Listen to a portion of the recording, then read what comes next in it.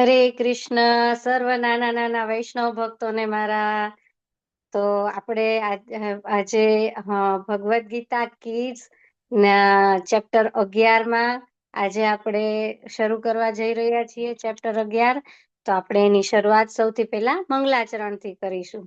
તો બધા જ બે હાથ જોડી અને ભગવાનને ભાવભરી પ્રાર્થના કરો. શ્રી શ્રી રાધા ગોવિંદજીના ચરણોમાં વંદન કરો. ઓમ અજ્ઞાનતિમિરાંધસ્ય જ્ઞાનાંજનશલાકયા ચક્ષુરુન્મિલિतं येन તસ્मै શ્રીગુરુવે નમઃ. श्रीचैतन्यमनोभीष्टं स्थापितं येन भूतले स्वयं रूपः कदा मह्यं ददाति स्वपदान्तिकं वन्देऽहं श्रीगुरुं श्रीयुतपदकमलं श्रीगुरून् वैष्णवांश्च श्रीरूपं साग्रजातं सहगण रघुनाथान्वितं तं सजीवं साद्वैतं सावधूतं परिजनसहितं श्रीकृष्ण चैतन्यदेवं श्रीराधा कृष्णपादान् सहगण ललिता श्रीविशाखान्वितांश्च हे कृष्ण करुणा सिंधु दीनबंधु जगतपते गोपेश गोपिकाकांत राधाकांत नमोस्तुते. तप्त कांचन गौरांगी श्री राधे वृंदावनेश्वरी वृषभानुसुते देवी प्रणमामि हरिप्रिये. वाञ्छाकल्पतरुभ्यश्च कृपा सिन्धुभ्य एव च पतितानां पावनेभ्यो वैष्णवेभ्यो नमो नमः. नमः ॐ विष्णुपादाय कृष्णपृष्ठाय भूतले श्रीमते भक्तिवेदान्त स्वामिनिति नामिने. नमस्ते सारस्वते देवे गौरवाणी प्रचारिणे निर्विशेष शून्यवादी पाश्चात्य देशतारिणे. जय श्री कृष्ण चैतन्य प्रभु नित्यानंद श्री अद्वैत गदाधर श्रीवासादि गौर भक्त वृंद. ચાલો બધા બે હાથ ઉપર કરીને બોલો હરે કૃષ્ણ મહામંત્ર. હરે હરે કૃષ્ણ કૃષ્ણ હરે હરે કૃષ્ણ કૃષ્ણ કૃષ્ણ કૃષ્ણ કૃષ્ણ કૃષ્ણ હરે હરે રામ હરે હરે હરે રામ રામ રામ રામ રામ રામ હરે હરે હરે. હરે. હરે કૃષ્ણ. સર્વ નાના નાના વૈષ્ણવ ભક્તોને વેલકમ. પુષ્ટિ માતાજી, અત્રેય પ્રભુ, બંસી માતાજી, ધાર્મી માતાજી, પછી ખુશી માતાજી, પછી મિહિકા માતાજી, પર્વ પ્રભુ, સ્વર પ્રભુ, વેદ પ્રભુ. હરે કૃષ્ણ. હરે કૃષ્ણ. સર્વ વૈષ્ણવોને હરે કૃષ્ણ. હરે તો કૃષ્ણ. હરે હરે કૃષ્ણ. કૃષ્ણ માતાજી. હરે હરે કૃષ્ણ કૃષ્ણ. માતાજી. હરે કૃષ્ણ. તો હરે કૃષ્ણ આપણે માતાજી. હરે કૃષ્ણ. તો આપણે લોકોએ ગઈકાલે કયો અધ્યાય કર્યો હતો? ભગવદ ગીતાનો 10મો અધ્યાય કર્યો હતો ને? વેદ પ્રભુનો એડ્રેસ છે. હા, તો હવે હું તમને થોડાક પ્રશ્નો પૂછી લઉં. હા. સારું, તો હેન્ડરેસ કરજો. હેન્ડરેસ કરીને પછી અને બધાએ ભાગ લેવાનો. પણ જો પ્રશ્ન પૂછું એટલે બધાએ જવાબ દેવાનો. ન આવડે તો ના પાડી દેવાની કે નથી આવડતો, એવું નહીં. બધા આન્સર બધાએ આપવાના. તો સૌથી પહેલા તો મને કયો કે આપણે કાલે જે ભગવદ ગીતાનો અધ્યાય 10 સ્ટડી કર્યો એનું નામ શું છે? વેદ પ્રભુ બોલો. પરમેશ્વરનું ઐશ્વર્ય. હરે કૃષ્ણ. હરિ બોલ. પછી બીજું નામ શું છે પુષ્ટિ માતાજી?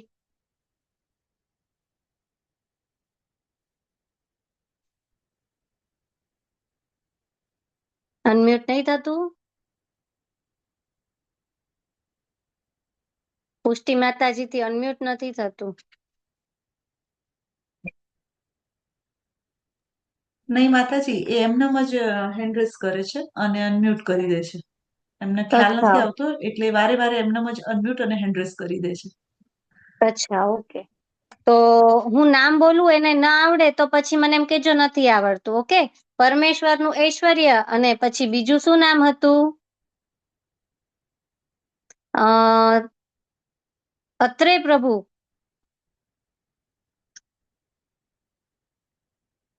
હરે કૃષ્ણ.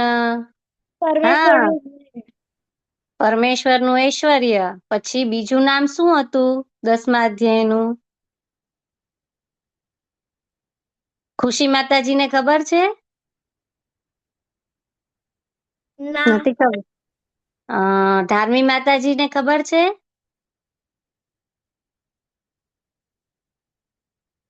ચાલો હું કહી દઉં. બીજું નામ છે વિભૂતિ યોગ અને પરમેશ્વરનું ઐશ્વર્ય. તો આપણે કાલે જોયું ને કે ભગવાનનું ઐશ્વર્ય તો કેટલું બધું છે, હે ને? કાલે કેટલું બધું સરસ સમજાયું. તો આપણે બીજા અધ્યાયમાં શું જોયું હતું કે આપણે તો શરીર નથી, આપણે આત્મા છીએ. 7મા અધ્યાયમાં આપણે શું જાણ્યું હતું કે ભગવાન કોણ છે? ભગવાન તો શ્રી કૃષ્ણ છે અને આપણે એમની ભક્તિ કરવાની છે, હે ને? અને પછી આપણે 9મા અધ્યાયમાં શું જોયું કે આપણે તો ભગવાનના દાસ છીએ, ભગવાનની સેવા કરવાની છે. ભગવાન સાથે આપણે જોડાઈ જવાનું છે ભક્તિ ભરી સેવા કરીને, હે ને? એ સિવાય આપણે બીજું શું શું જોયું કે ભગવાનનું ઐશ્વર્ય, પાલન કરતા છે ભગવાન, ભગવાન પોતે નિયંત્રક છે, ભગવાન સર્વવ્યાપી છે, ભગવાન પરમ સૃષ્ટા છે. એ બધું જોયું ને આપણે, હે ને? તો હવે મને આપણે બધા જવાબ આપો, જેને આવડે. ભગવાન શ્રી કૃષ્ણને કઈ વસ્તુ અર્પણ કરવાની છે? કાલે આપણે જોયું હતું. વેદ પ્રભુજી હેન્ડ રેસ થયો. ફૂલ, ફળ, તુલસી પત્ર, પાણી. હરી બોલ. પુષ્ટિ માતાજી? ફૂલ, ફળ, પછી પાણી અને તુલસી. એનો શ્લોક કોઈને આવડે છે? નહીં. હિરલ પટેલ. પત્રમ પુષ્પમ ફલમ તોયમ એવમ યો વેતિ તત્વત. પત્રમ પુષ્પમ ફલમ તોયમ યો મે ભક્ત્યા પ્રયચ્છતિ તદહમ ભક્ત્યુપહૃત સ્નામી પ્રયતાત્મનઃ. હે ને? એનો શ્લોક છે. ભગવાનને ભોગ લગાવીએ ત્યારે બોલવાનો. પછી એની પછીનો નેક્સ્ટ, બધા જ દેવી દેવતાઓના મુખ્ય સ્ત્રોત કોણ છે? બીજા કોઈ પણ હેન્ડ રેસ કરજો. હો.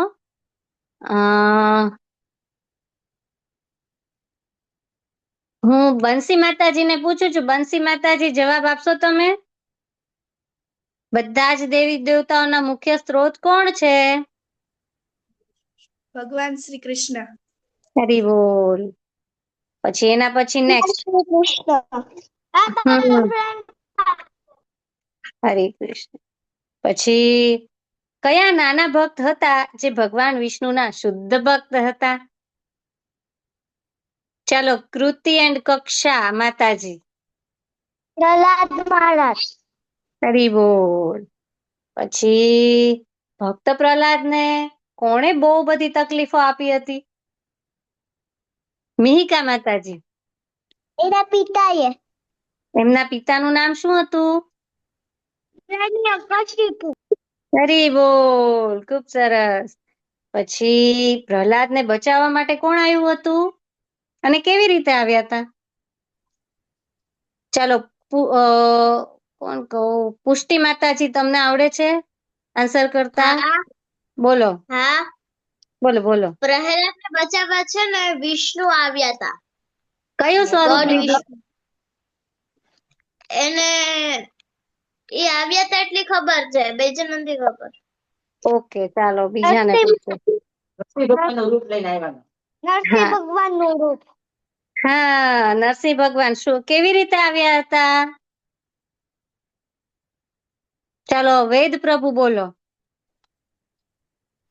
એ જ્યારે હિરણ્યકશ્યપ પૂછે છે પ્રહલાદને કે આ આ આ પિલ્લર પર હું મારીશ તો તારા ભગવાન તને બચાવવા આવશે, તો એ જ્યારે મારે છે ત્યારે નરસિંહ ભગવાન પ્રકટ થઈ જાય છે. પિલર માંથી આવે છે ને? હા. Very good. હવે આપણે કઈ રીતે, કયા રસ્તે ગોલોક પહોંચી શકીએ છીએ? ચાલો, મિહિકા માતાજી કયો.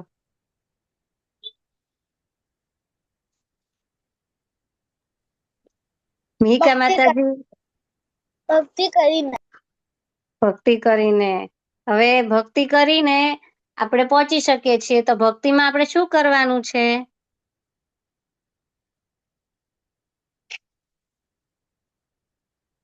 જપ કરવાના છે ને, હરે કૃષ્ણ મહામંત્રના, હે ને? જપ કરીને પહોંચવાનું છે. અને પછી લાસ્ટ ક્વેશ્ચન છે, પંચતત્વ મંત્રમાં જપનું શું મહત્વ છે?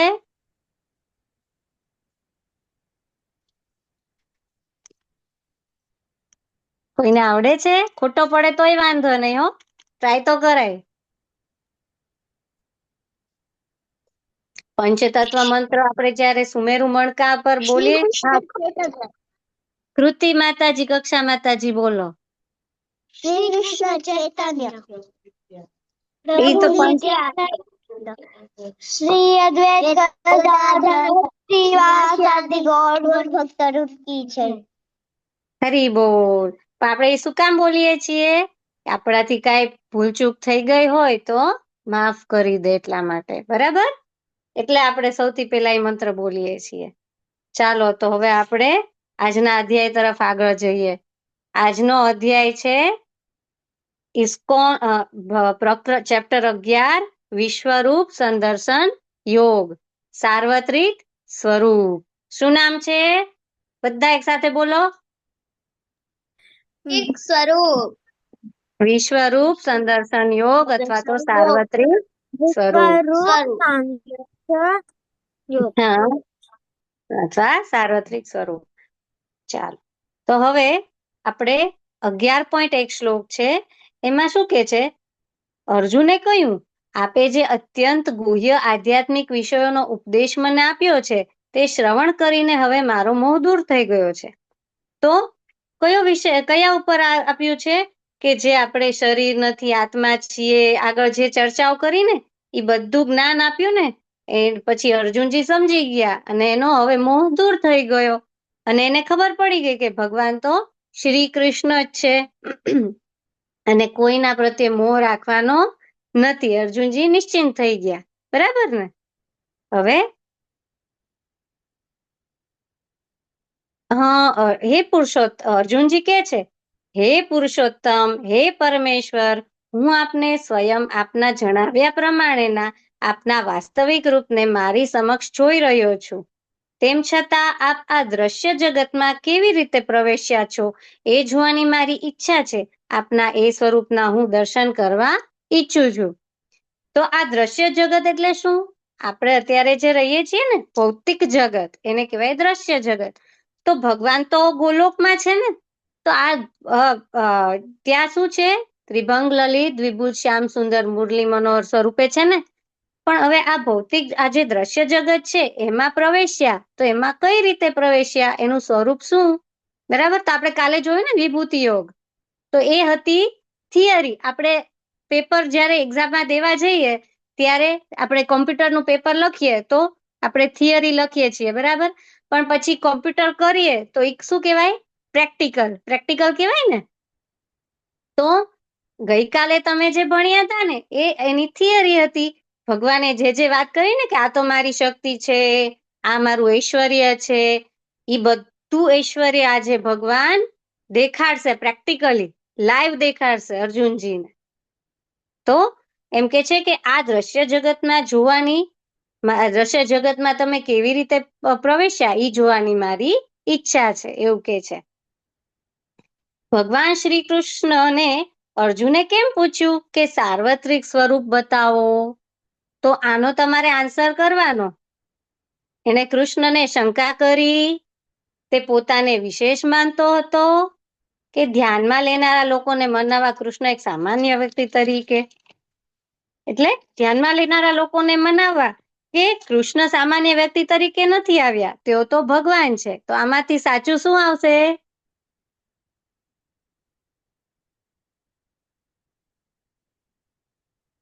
કોણ આપશે આન્સર? મિહિકા માતાજી, ચાલો. ધ્યાનમાં લેનારા લોકોને મનાવવા કૃષ્ણ એક સામાન્ય વ્યક્તિ તરીકે. હરી બોલ, ખૂબ સરસ. શું કામ? કારણ કે ભવિષ્યમાં એવા કેટલાય લોકો આવશે કે જે પોતાને એમ કહેશે કે હું ભગવાન છું, એવું કહેશે. તો ખરેખર એમ કઈ ભગવાન થઈ જવાય છે? નહીં.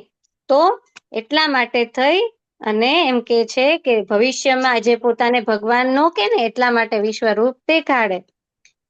ભવિષ્યમાં માપદંડ નક્કી કરવા કે હવે કેટલા એવા ગુરુ હોઈ શકે, ફેક ગુરુ, પોતે ભગવાનનું ધ્યાન ને એવું કરતા હોય એવું દેખાડે ને એમાંથી પૈસા કમાય, બરાબર? એટલે આવા બધા ગુરુઓ હોય ને એનાથી દૂર રહેવાનું. એ સાચા ગુરુ નો કહેવાય, બધા ફેક ગુરુ કહેવાય.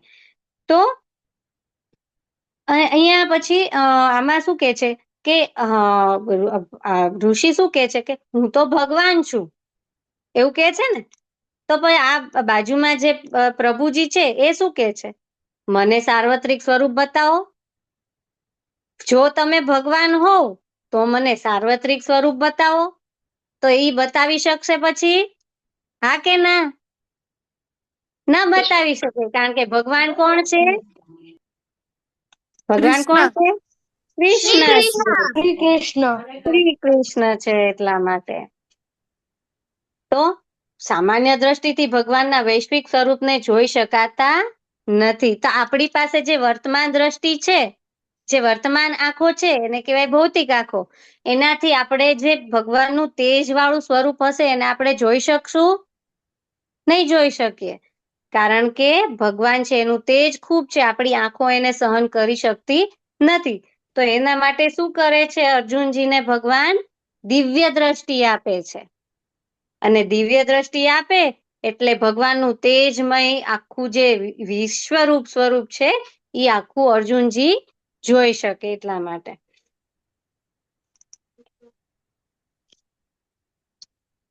શ્લોક 11.5 પશ્ચમે એમાં પરમેશ્વર બોલ્યા, પૂર્ણ પુરુષોત્તમ પરમેશ્વર બોલ્યા, હે અર્જુન, હે પાર્થ, હવે તું મારી વિભૂતિઓને જો.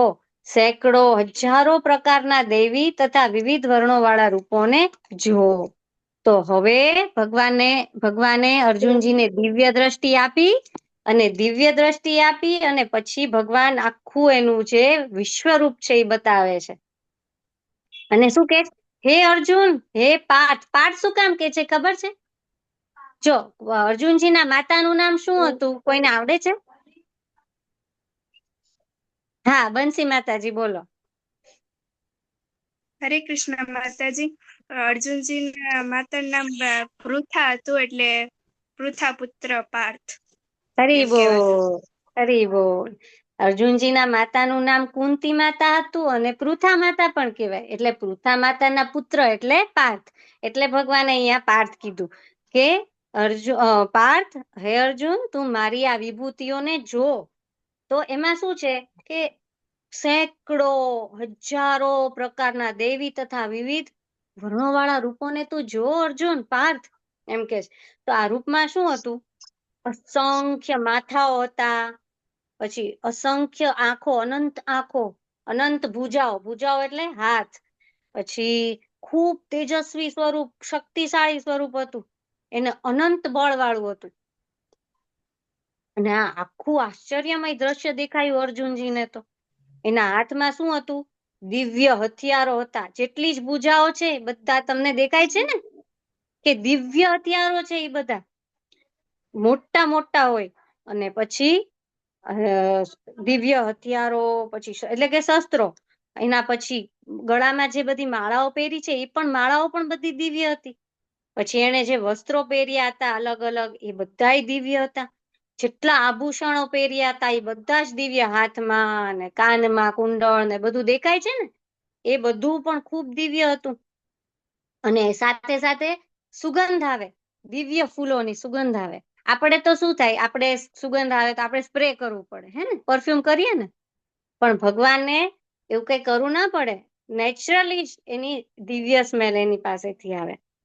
અને એના મુખમાંથી ખૂબ અગ્નિ નીકળે છે. જોવો છો પાછળ દેખાય છે ને અગ્નિઓ નીકળે છે. તો એ જે અગ્નિ છે ને એ એટલી નીકળે છે ને કે એનો જે તાપ છે ને એ આ ભૌતિક જગત સુધી આવે છે. થોડો થોડો થોડો થોડો ગરમી લાગે છે. અને આ જે સ્વરૂપ છે ને એનો કોઈ શરૂઆત કે અંત જ નથી. નો સ્ટાર્ટિંગ, નો એન્ડ. ક્યાંય છેડો દેખાતો જ નથી, અનંત દેખાય છે. ક્યાંથી શરૂ થાય, ક્યાં પૂરું થાય, એટલું વિશાળ મોટું છે. તો આવું સાર્વત્રિક સ્વરૂપ હતું ભગવાનનું. તમને લોકોને ગમે આવું છે? આવું સ્વરૂપ જાણવા જોવાની મજા આવે છે? હે ને? હા હા. તો બીજું શું હતું?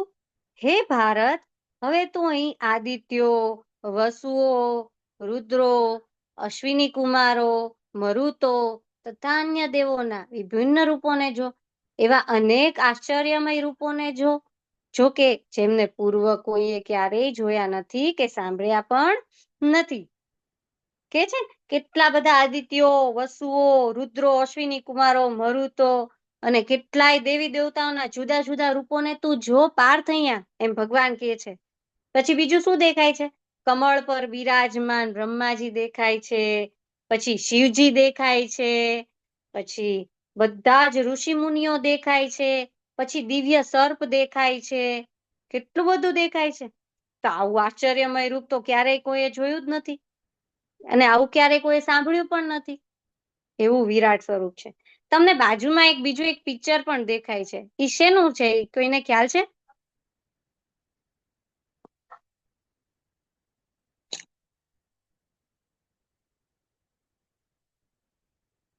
હરે કૃષ્ણ.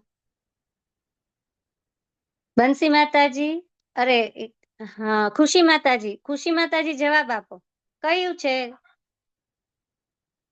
એ જે કૃષ્ણ ભગવાનનું એ જે પિક્ચર છે જ્યારે એ નાના હતા, એમની યશોદા માતા છે અને પાછળ એમના મિત્રો છે જે રમી રહ્યા છે, અને અને યશોદા મૈયા અને યશોદા માતા કૃષ્ણ ભગવાનને લાડ જતાવે છે. અચ્છા, વેરી ગુડ. વેદ પ્રભુજી, નહીં સોરી, પર્વ પ્રભુએ પહેલી વાર હાથ ઊંચો કર્યો છે. પર્વ પ્રભુ બોલો. જ્યારે શ્રી કૃષ્ણએ જ્યારે રમતા રમતા માટી ખાધેલી, એમના મિત્રોએ યશોદા માતાને કમ્પ્લેન કરાવ્યા હતા. તો ત્યારે યશોદા માતાએ એમનું મોઢું ખોલ્યું અને જોયું કે આખું બ્રહ્માંડ દેખાય છે. ને ત્યારે શ્રી કૃષ્ણના મનમાં એવું થયું કે મેં ભગવાન છું તે ખબર નહીં પડવા દઉં કોઈને. હરી બોલ. તો બંસી માતાજી, ચાલો તમે બોલો.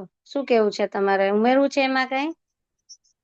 માતાજી, મારે પ્રશ્ન હતો કે અર્જુનજીને ભારત શું કામ કહે છે? બસ એટલે એ વંશમાં આવે છે ને એટલા માટે. હરે કૃષ્ણ. તો આ સિવાય કોઈ એક પ્રશ્ન છે ચેટ બોક્સમાં કે માતાજી દિવ્ય દ્રષ્ટિ એટલે શું? હું હમણાં આગળ તમને સમજાવું. દિવ્ય દ્રષ્ટિ એટલે શું એ પણ સમજાવું છું, હો ને? તો આ બ્રહ્માંડ લીલામાં એવું છે કે જ્યારે ભગવાન બલરામજી અને શ્રી કૃષ્ણ ભગવાન એના ઘરના ફળિયામાં માટીમાં રમતા હતા, તો માટી રમતા રમતા રમતા રમતા ભગવાને મોઢામાં મૂકી દીધી. એને બહુ ભાવી. તો બલરામજી જોઈ ગયા. તો બલરામજીએ એના માતા છે ને યશોદા માતા, એને કમ્પ્લેન કરી કે માતા કાનાએ તો માટી ખાધી છે. માતાને તો ચિંતા થઈ ગઈ કે આ માટી કેમ ખાધી? તો માતાએ ફળિયામાં આવી અને કાનાને શું કર્યું કે ચાલ તારું મોઢું ખોલ. તો ભગવાને જેવું મોઢું ખોલ્યું, પેલા તો એમ જ કીધું કે મેં માટી નથી ખાધી. પણ માતા કે ના, તારા મોઢામાં તો દેખાય છે આજુબાજુમાં ચોંટેલી છે, કે મોઢું ખોલ, ચાલ. મોઢું ખોલે ને તો માટીની જગ્યાએ બ્રહ્માંડના દર્શન થાય છે. એને કહેવાય બ્રહ્માંડ લીલા. એનું ફોટો છે અહીંયા. No one has ever seen or heard before. એટલે આવું જે રૂપ છે એ ક્યારેય કોઈએ ભગવાનનું જોયું જ નથી કે સાંભળ્યું પણ નથી. હવે ભગવાનનું તેજ છે એ એટલું બધું હતું. ભગવાનનું તેજ એટલું બધું હતું કે આકાશમાં એક સાથે કેટલા બધા હજારો સૂર્ય હોય. એક સૂર્ય છે એનું પ્રકાશ કેટલો બધો હોય છે. તમે આમ તમારી નરી આંખે સૂર્ય સામે આમ એક ધારું જોઈ શકો છો પ્રકાશ સામે? નહીં, આપણને આંખ ખેંચાવા લાગે ને. તો આ તો એક સાથે 1000 સૂર્ય હોય એના કરતા પણ વધારે પ્રકાશમાં એવું સ્વરૂપ હતું. એટલું તેજ હતું ભગવાનના રૂપનું. ને ભગવાનના મુખમાંથી અગ્નિ નીકળતી હતી તો એ કહેવાય આ કાલ સ્વરૂપ કહેવાય. ભગવાને બતાવ્યું એ અગ્નિ આખા બ્રહ્માંડ ઉપર આવી રહી હતી એવું ફીલ થતું હતું. તો આવું અદ્ભુત ને ભયાનક રૂપ જોઈને અર્જુનજી તો ભયભીત થઈ ગયા, હે ને? તો આમાં તો ભયભીત જ થઈ જવાય ને. 11.8 છે. ન તુમામ શક્યસે દ્રષ્ટમ અનેનૈવ સ્વચક્ષુષા દિવ્યમ દદામિ તે ચક્ષુઃ પશ્ય મે યોગમેશ્વરમ. અનુવાદ છે કે પરંતુ તું મને તારી આ વર્તમાન આંખે જોઈ શકીશ નહીં, તેથી હું તને નેત્રો આપું છું, હવે તું મારા યોગ ઐશ્વર્યને જો. એટલે ભગવાને એના પોતાના યોગ અને ઐશ્વર્ય જોવા માટે અર્જુનજીને દિવ્ય દ્રષ્ટિ આપી છે, જેથી અર્જુનજી એના યોગ અને ઐશ્વર્યને જે દિવ્ય છે એ જોઈ શકે. આપણી ઇન્દ્રિયો છે એ ખામીયુક્ત છે, બરાબર? તો આપણી ઇન્દ્રિયો ખામીયુક્ત છે, એમાં આપણી આંખ, નાક, કાન, જીભ, ત્વચા. આપણે જો સૂર્ય છે એ આપણે દૂરથી જોઈએ તો આપણને એક દડા જેવો કે થાળી જેવો દેખાય, પણ હકીકતમાં સૂર્ય એવો હોય નહીં. એ તો કેટલા મોટો હોય ને સૂર્યગ્રહ. તો આપણી ઇન્દ્રિયો અપૂર્ણ છે, એટલા માટે આપણને નાનો લાગે છે. હવે જો આપણે અહીંયા ફોટો જોઈએ છીએ, એક સફરજન છે, બરાબર? સફરજનને એક બાઈટ કરેલું છે અને આપણી સાઈડ આમ ફેસ આપણી સાઈડ તમે રાખો તો બાઈટ વાળો ભાગ રાખ્યો છે, પણ એની આ બાજુમાં મિરર ગોઠવેલો છે, કાચ. હવે કાચમાં તમે જુઓ તો એ બાઈટ કરેલો પાર્ટ દેખાતો નથી. તો આપણને શું થાય કે આ એપલ છે એ તો આખું છે, ખાધેલું નથી. તો એ આપણી ઇન્દ્રિયો છે એ ખામી વાળી છે, એના કારણે.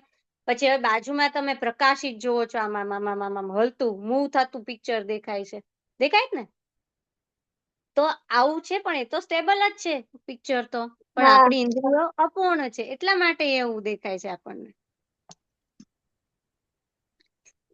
તો માણસ છે એનામાં 4 પ્રકારની ત્રુટી રહેલી છે, ખામી. એટલે કે આપણે શું કરીએ, આપણે ભૂલો કરીએ, આપણે બીજાને છેતરી દઈએ, આપણે મોહમાં પડી જઈએ, ને આપણી ઇન્દ્રિયો છે એ અપૂર્ણ છે. તો આપણે આ બધું કરવું જોઈએ નહીં, એ મનુષ્યની ખામી છે. એટલા માટે આપણે ભગવાનને આપણી નરી આંખે જોઈ શકીએ નહીં. હવે કોઈ પ્રશ્ન પૂછ્યો હતો ને કે દિવ્ય દ્રષ્ટિ એટલે શું, એ હવે હું અમને સમજાવું. જો આપણે કોઈ પણ માઇક્રોસ્કોપ છે, એમાં આપણે કોઈ પણ ઝીણી વસ્તુ જોવી હોય, જેમ કે લેબોરેટરીમાં યુઝ થાય, તો એના માટે ઝીણામાં ઝીણી વસ્તુ માટે આમ માઇક્રોસ્કોપ એટલે દૂરબીન જેવું હોય, એ આમ જોઈએ તો ઝીણી વસ્તુ દેખાય, અને એ પણ એક જગ્યાએ સ્થિર કરેલી હોય તો જ દેખાય. બાજુમાં ટેલિસ્કોપ છે તો આકાશમાં તારા, ગ્રહો એ બધું જોવું હોય તો એ નજીક દેખાય થોડાક, એના માટે. પણ એ આપણે જે બાજુ સેટ કર્યું હોય એ બાજુનું જ દેખાય, આપણને આજુબાજુનું ક્યાંય દેખાય ન દેખાય. જે આપણે સપોઝ નોર્થ સાઈડ જ સેટ કર્યું છે તો આપણને નોર્થ બાજુનું જ દેખાય, એ સિવાયની 3 ડાયરેક્શન ન દેખાય. તો અહીંયા જેવી રીતે તમે લોકોએ થિયેટરમાં 3D મૂવી જોયું છે, કોઈએ ચશ્મા આવે 3D ચશ્મા આપણને જોવા જઈએ ત્યારે, કે એમાં કેવું હોય કે સ્ટાર્સ હોય તો એ આપણા તરફ આવતા હોય એવું લાગે, પછી કોઈ સ્નેક છે તો આમ કરતો આપણી તરફ આવતો હોય એવું લાગે, પછી કઈ ત્યાં પિક્ચરમાં વરસાદ આવતો હોય તો આપણા ઉપર પાણીની છાંટા ઉડે, હે ને? એવું બધું એ હોય 3D મૂવી. તો હવે આ જે દિવ્ય દ્રષ્ટિ એટલે શું? આ છે ટ્રિલિયન ડી મૂવી, કેટલા બધા ડી મૂવી. તો એ 3D ચશ્મા જેવી રીતે આવે ને આપણને એવું દેખાય ને, એની જેમ દિવ્ય દ્રષ્ટિ એટલે ભગવાનનું દિવ્ય સ્વરૂપ આપણને અર્જુનજીને દેખાય, એને કહેવાય દિવ્ય દ્રષ્ટિ. તો એમાં શું થાય કે એ એક સાથે જોઈ શકે છે.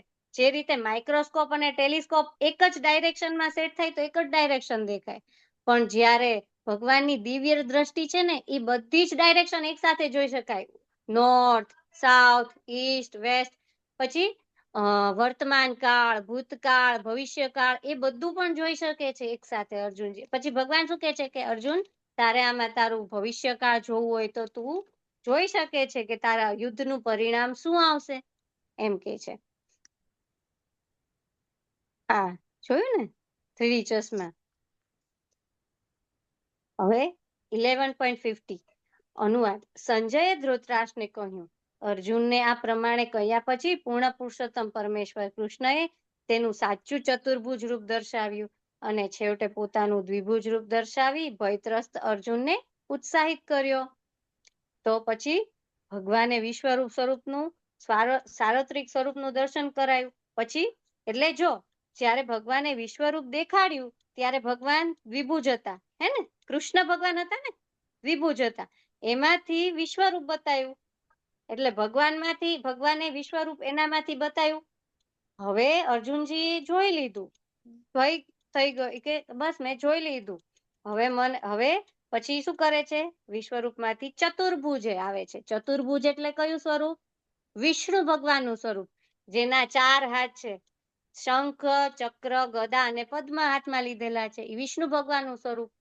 અને એના પછી ભગવાને બતાવ્યું એનું દ્વિભુજ, ત્રિભંગ લલિત દ્વિભુજ શ્યામ સુંદર મુરલી મનોહર સ્વરૂપ બતાવ્યું, જે એનું મૂળ રૂપ હતું. મૂળ રૂપ છે ભગવાન શ્રી કૃષ્ણનું. તો આવી રીતે ભગવાન શ્રી કૃષ્ણએ જ એનામાંથી વિશ્વરૂપ બતાવ્યું, પછી ચતુર્ભુજ રૂપ બતાવ્યું, પછી એનું મૂળ રૂપ દ્વિભુજ શ્યામ સુંદર મુરલી મનોહર રૂપ દેખાડ્યું. અને પછી અર્જુનજી છે એ ભયમાંથી મુક્ત થઈ ગયા.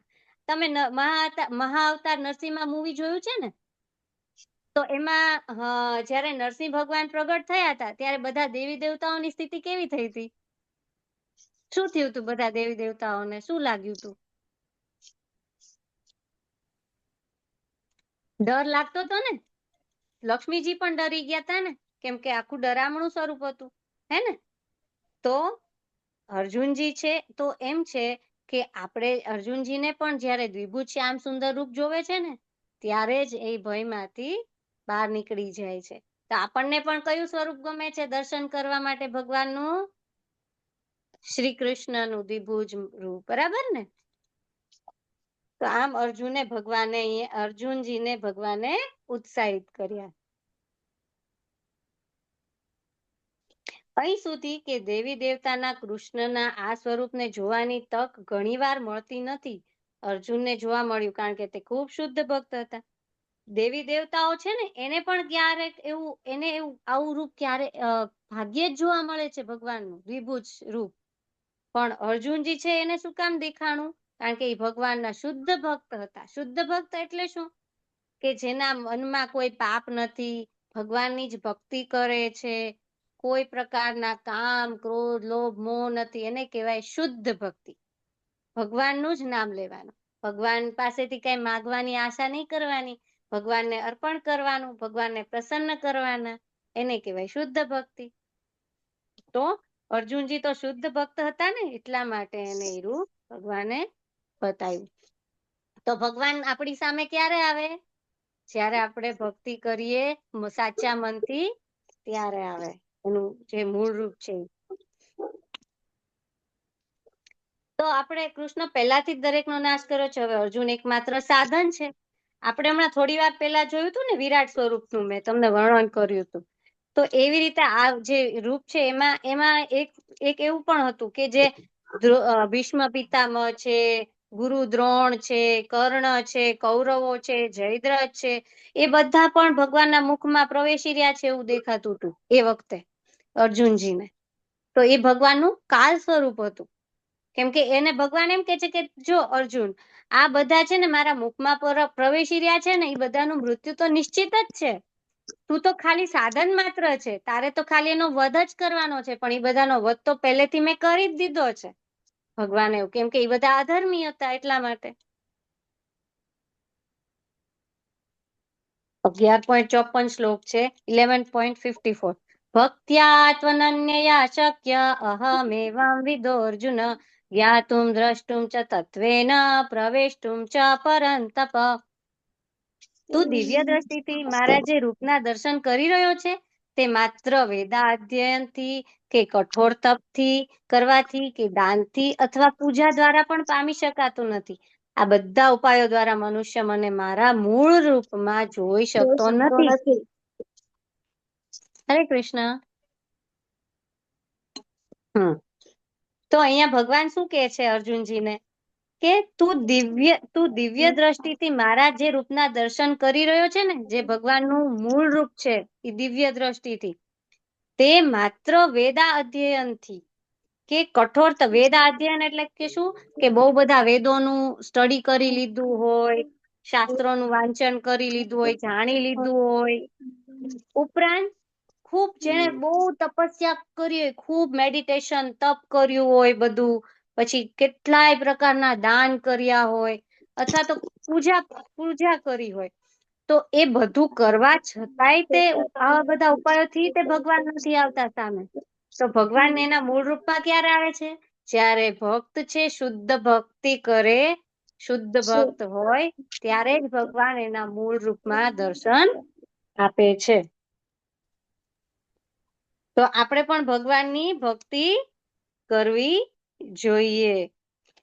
તો હવે નેક્સ્ટ છે કે ભગવદ ગીતા છે એને 3 ભાગમાં વિભાજિત કરી છે, હે ને? ભગવદ ગીતાના કેટલા ભાગ છે? 3. પહેલો વિભાગ છે કર્મયોગ, બીજો વિભાગ છે ભક્તિ યોગ, ત્રીજો વિભાગ છે જ્ઞાન યોગ. કર્મયોગમાં પહેલા 6 ચેપ્ટર્સ છે, પ્રકરણો. બીજા ભક્તિ યોગમાં બીજા 6 ચેપ્ટર્સ છે અને જ્ઞાન યોગમાં છેલ્લા 6 ચેપ્ટર્સ છે. એ બધા છે, બરાબર. હવે અહીંયા તમને 2 ફોટા દેખાય છે, એક છે સેન્ડવિચ અને એક છે જ્વેલરી બોક્સ, હે ને? તો સેન્ડવિચમાં તમે જુઓ, ઉપર બ્રેડ છે, નીચે બ્રેડ છે અને વચ્ચે સ્ટફિંગ કરેલું છે. કેટલું ભાવે ને સ્ટફિંગ સેન્ડવિચનું! વેજીટેબલ્સ દેખાય છે, અલગ અલગ સરસ સ્ટફિંગ દેખાય છે. તો હવે ઉપરની બ્રેડ અને નીચેની બ્રેડ, એ બંને કરતા વધારે કયો પાર્ટ વધારે ભાવશે? વચ્ચેનો, જે સ્ટફિંગ છે એ, બરાબર ને? તો એવી જ રીતે કર્મયોગ અને જ્ઞાન યોગની વચ્ચે ભક્તિ યોગ મૂક્યો છે, કારણ કે ભક્તિ યોગ છે એ વધારે ઇમ્પોર્ટન્ટ છે એટલા માટે, બરાબર. હવે અહીંયા તમે બાજુમાં બીજો ફોટો જોવો છો જ્વેલરી બોક્સનો. તો એમાં ઉપર અને નીચે ડબ્બીઓ છે, એનું ઢાંકણું અને નીચેનું બોટમ છે, પણ વીટી છે, જ્વેલરી છે એ વચ્ચે છે, તો જે ખૂબ અમૂલ્ય છે, હે ને? તો અમૂલ્ય વસ્તુ હંમેશા ક્યાં રાખવાની હોય? વચ્ચે. એટલા માટે ભક્તિ યોગ છે એ વચ્ચે રાખવામાં આવ્યો છે. અહીંયા તમે ઘડિયાળ જોવો છો ને, એનો ફોટો છે કે ભગવાન કૃષ્ણ પ્રત્યે અવિભાજિત ભક્તિ સેવા કેવી રીતે શરૂ કરવી? કોઈ પણ સમયે મંત્રનો જાપ કરો. તો આપણે હવે ખબર પડી ગઈ કે આપણે તો ભગવાનની ભક્તિ કરવાની છે, બરાબર. તો હવે ભગવાનની ભક્તિ છે એ કઈ રીતે શરૂ કરવાની? કોઈ કહી શકશે કેવી રીતે કરવાની? પુષ્ટિ માતાજી. માતાજી, હરે કૃષ્ણ કૃષ્ણ કૃષ્ણ હરે હરે, હરે રામ રામ રામ હરે હરે. તે રીતે કરવાની ભક્તિ. હરી બોલ. ખૂબ સરસ. જપ કરવાના એવી રીતે. પછી ઈ સિવાય બીજું કઈ કરવાનું? ઈ સિવાય મિહિકા માતાજી.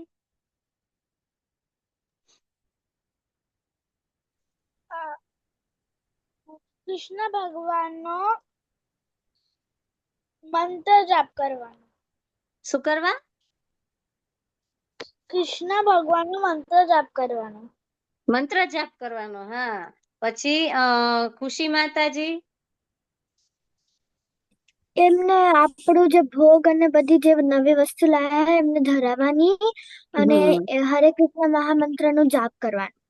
હરી બોલ. અત્રેય પ્રભુનો હાથ હેન્ડ રેઝ હતો, તમારે બોલવું છે? ભોગ ધરાવવાનો. હરી બોલ. ખૂબ સરસ. ભગવાનની સેવા કરવાની અને જપ કરવાના. તો આવી રીતે આપણે ભક્તિની શરૂઆત કરવાની. તો ભગવાનની સેવા કેવી રીતે કરવાની? આપણે હરે કૃષ્ણ મહામંત્ર આપણે બધા 2 હાથ ઊંચો કરીને પેલા બોલી લઈએ. હરે કૃષ્ણ કૃષ્ણ કૃષ્ણ હરે હરે, હરે રામ રામ રામ હરે હરે. તો આ મંત્ર બોલી અને આપણે સેવા ભગવાનની ભક્તિની શરૂઆત કરવાની. હવે આપણે ભગવાને આપણને ઇન્દ્રિયો 5 આપી છે, બરાબર. તો આપણે આપણી બધી ઇન્દ્રિયોનો ઉપયોગ ઇન્દ્રિયોના સ્વામીની સેવા માટે કરીએ છીએ. તો ઇન્દ્રિયોના સ્વામી એટલે કોણ? ભગવાન ઋષિકેશ. અને ભગવાન ઋષિકેશ એટલે કોણ? ભગવાન શ્રી કૃષ્ણ. તો ભગવાન શ્રી કૃષ્ણનું બીજું એક નામ પણ છે ઋષિકેશ. તો એટલે શું? આપણે ઇન્દ્રિયોના સ્વામી. આપણી જેટલી ઇન્દ્રિયો છે ને, આંખ, કાન, નાક, મોં, ત્વચા, ભગવાન બધાના સ્વામી છે, એટલા માટે એને કહેવાય ઋષિકેશ. તો અહીંયા નાક છે, નાક સાથે આપણે શું કરીએ? આપણે કૃષ્ણને અર્પણ કરેલી તુલસીની ગંધ કરીએ છીએ. આપણે કઈ રીતે આપણી ઇન્દ્રિય છે એ શુદ્ધ થાય? આપણે સેવા કરીએ, આપણે કઈ રીતે શુદ્ધ કરવાની? ભક્તિની શરૂઆત તો આપણે કીધું કે આપણે સેવા કરવાની, જપ કરવાનો. તો સેવા કરીએ તો સાથે સાથે આપણે બીજું શું કરવાનું? નાક સાથે આપણે ભગવાનને ચડાવેલા તુલસી પત્ર છે, ચરણમાં ચડાવેલા, એને સૂંઘવાના, સ્મેલ કરવાના.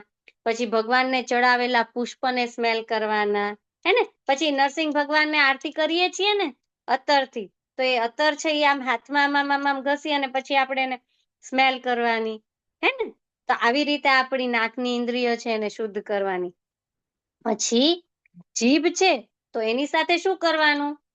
તો હરે કૃષ્ણ કૃષ્ણ કૃષ્ણ હરે હરે, હરે રામ રામ રામ હરે હરે જપ કરવાના, કીર્તન કરવાના. પછી બીજું શું કરવાનું? જે ભગવાનને ભોગ લગાવ્યો હોય ને, એ ભોગ લગાવીને પછી જે પ્રસાદ બની જાય ને, એ પ્રસાદ આપણે ગ્રહણ કરવાનો. તો એવી રીતે આપણી છે જીભની ઇન્દ્રિય છે એ શુદ્ધ થાય છે. પછી અમે અમારું મસ્તક વાપરીને કૃષ્ણને નમન કરીએ છીએ.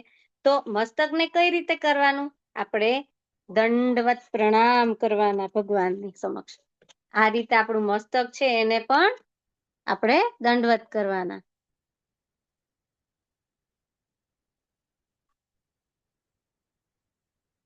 તમારા આન્સર હું પછી આપું. તો આ રીતે આપણું મસ્તક છે ભગવાનની સેવામાં લગાડવાનું ઇન્દ્રિય. પછી આપણે આપણી આંખોનો ઉપયોગ કરીએ છીએ. કઈ રીતે? ભગવાનનું સુંદર રૂપ જોવા માટે. આપણે મંદિરે જતા હોઈએ છીએ, ભગવાનના દર્શન કરીએ છીએ ને, બે હાથ જોડીને આમ કરીને દર્શન કરીએ છીએ, હે ને? ત્યારે આપણે શું કરીએ? ભગવાનને ચરણથી શરૂ કરી ભગવાનના મુખ કમળ સુધી આપણે જોઈએ છીએ. ચરણથી શરૂ કરીને મુખ કમળ સુધી જોઈ અને દર્શન કરીએ છીએ. ભગવાનનો શણગાર જોઈએ છીએ, એમના વસ્ત્રો વાઘા જોઈએ છીએ, હે ને? તો એ બધું આંખથી કરીએ છીએ. પછી આપણે આપણા શરીરનો ઉપયોગ કૃષ્ણની સેવા માટે કરીએ છીએ. પગ સાથે તમે મંદિરમાં જઈ શકો છો, પરિભ્રમણ કરી શકો છો. જો આપણા હાથ છે એનાથી આપણે મંદિરની સાફ સફાઈ કરીએ. પછી આપણા પગ છે તો આપણે મંદિર છે એની પરિક્રમા, પ્રદક્ષિણા કરી શકીએ. પછી યાત્રા કરી શકીએ, હે ને? તો આવી રીતે આપણે હાથ પગને પણ સેવામાં લગાડી શકીએ. જો તમારામાંથી કોઈ ગુજરાતી મીડિયમમાં ભણે છે? હા માતાજી, હું ભણું છું. હા, તો તમારે એક કવિતા હતી, નાની દાદાજી અમે મારી ભણીએ છીએ. હે ને? તો નાની મારી આંખ કે જોએ કાંક, એ તો કેવી અજબ જેવી વાત છે, હે ને? એવી આવતી ને. પછી નાક મારું, પછી નાનું એ સૂંઘે મજાનું ફૂલ, એ તો કેવી અજબ. જેવી વાત છે. પછી નાના મારા હાથ, એ તાળી પાડે હાથે તો કેવી અજબ જેવી વાત છે. નાનું મારું મોઢું, એ બોલે સારું સારું એટલે કેવી અજબ જેવી વાત છે. નાના મારા પગ, એ ચાલે નાના મારા એટલે કેવી અજબ જેવી વાત છે. હે ને? તો આપણને સ્કૂલમાં જ આપણને એવું કીધું છે કે આપણે અજબ જેવી વાત છે એટલે આ બધું ક્યાં વાપરવાનું છે? ભગવાનની સેવામાં વાપરવાનું છે અને ભક્તિની શરૂઆત કરવાની છે. હા, અત્રેય પટેલ પ્રભુ, તમારો હેન્ડ રેઝ છે. એટલે એવું કહેવાય કે હું પણ ગુજરાતી મીડિયમમાં ભણું છું. ઓકે. તો આવી રીતે આપણે ઇન્દ્રિયોને સેવામાં લગાડવાની છે. હવે અહીંયા એક પોએમ છે, રાઇમ છે, પ્રવૃત્તિ છે, એક્ટિવિટી, કે હાઉ કેન વી સર્વ કૃષ્ણ? આપણે ભગવાન શ્રી કૃષ્ણની સેવા કઈ રીતે કરી શકીએ? I use my nose to smell the tulsi. I use my nose to smell the tulsi. I use my nose to smell the tulsi. Play at his lotus feet. એટલે તુલસી મારાની છે ને, જે તુલસી પાન, એને આપણે ભગવાનના શ્રી ચરણમાં અર્પિત કરીએ છીએ. જો આપણે તિલક કરીએ છીએ ને, એમાં તિલકમાં આ જે યુ જેવો ભાગ દેખાય છે ને ઈ ભગવાનના ચરણ કમળ છે. અને અહીંયા જે આ જે પાન દેખાય, આ શેપ દેખાય છે ને ઈ તુલસીનું પર્ણ છે, એટલે ભગવાનના ચરણમાં તુલસી અર્પણ કરેલું છે.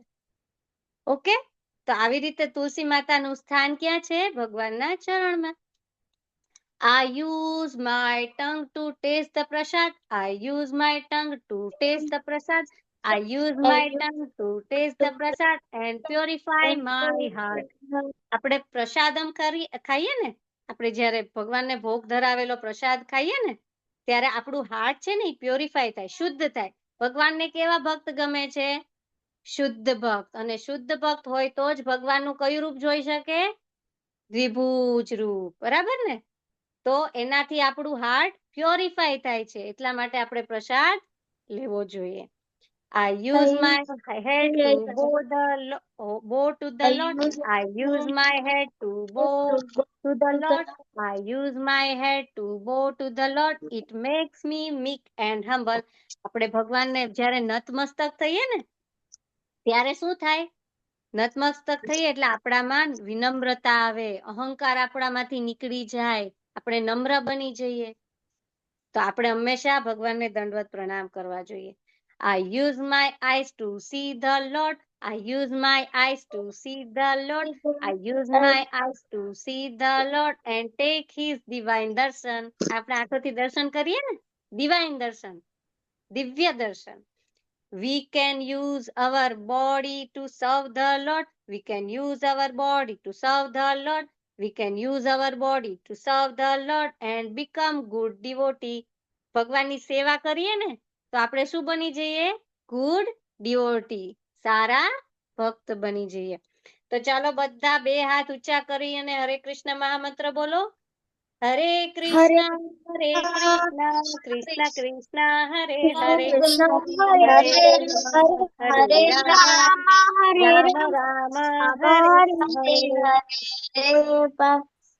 હરે, હરે કૃષ્ણ. હરે કૃષ્ણ.